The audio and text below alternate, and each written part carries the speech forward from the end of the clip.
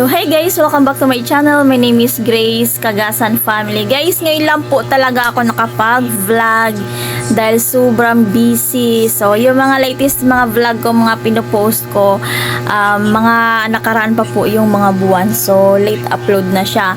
So, guys, may karamihan po, meron pong nagtatanong sa akin kung ano daw po yung mga ginagamit kong sunscreen. Ba't daw po ang puti ko? Yan.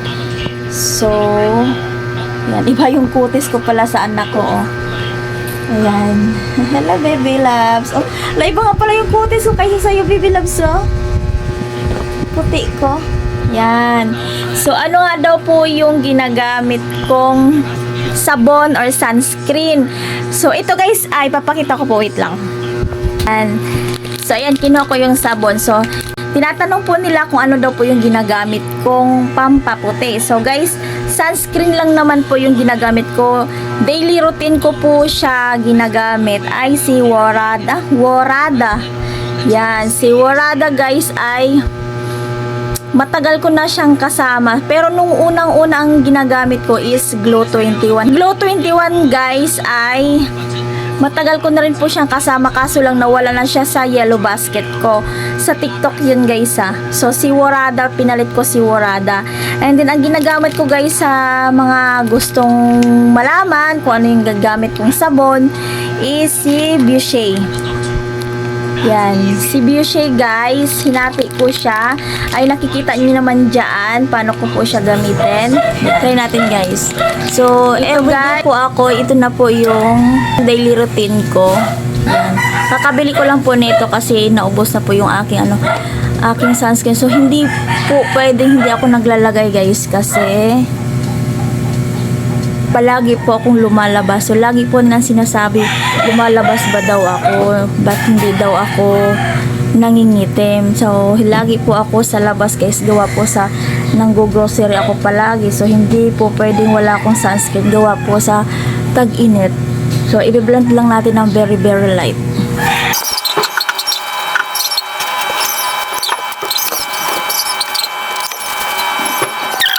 Sunscreen guys, sa mga nagtatanong lang kung ano yung ginamit ko.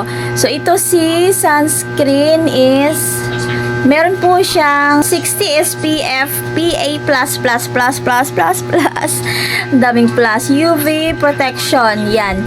So ito guys, makikita nyo po, ilalagay ko po dito sa description box below yung link ni Warada. Ito ay lagi ko siyang ginagamit, daily routine ko.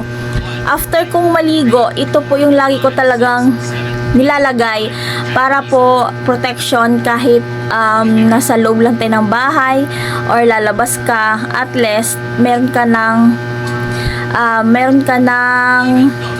nakalagay nito. So, nilalagay ko rin po siya sa aking braso and din sa aking tuhod ko ay parang buto-buto. Ayan guys. Ang payat. Ayan guys yung aking ginagamit ko daily routine. Pero yung sabon, kahit anong ginagamit ko, Shinko, Boucher na orange papaya, tas yung gluta. Ayan, ito yung gluta. And then, marami pa akong ginagamit po sa mga reviews ko. Pero,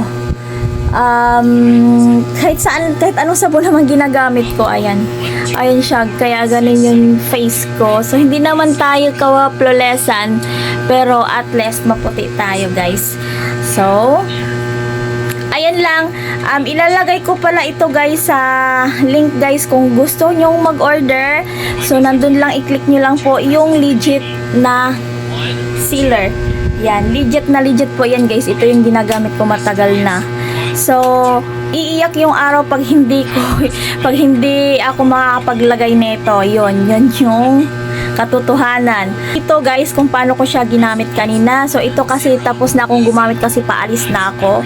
And then, nagpapawis na nga ako. Alis ako kasi manggo-grocery ako. Then, ang kagandahan lang kasi dito guys ay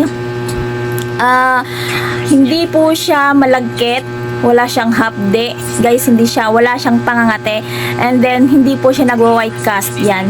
So, okay lang po na ang una ko kasing gigamit is naglalagay ako neto and then, dampi-dampi lang ng kunting pulbo or kung gusto mo mag-foundation pero ngayon wala akong foundation.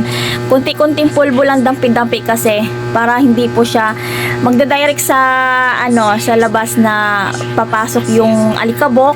Yan. Kasi pagpasukan ka ng alikabok, medyo malagkit. Ayan, magpapawis ka. Ayun, tinawag nagpapawis ako. Pero ayan guys, ang mas maganda lagyan ng konting pulbo. Ayan lang guys.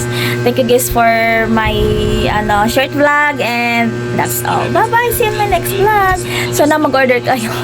Okay, bye!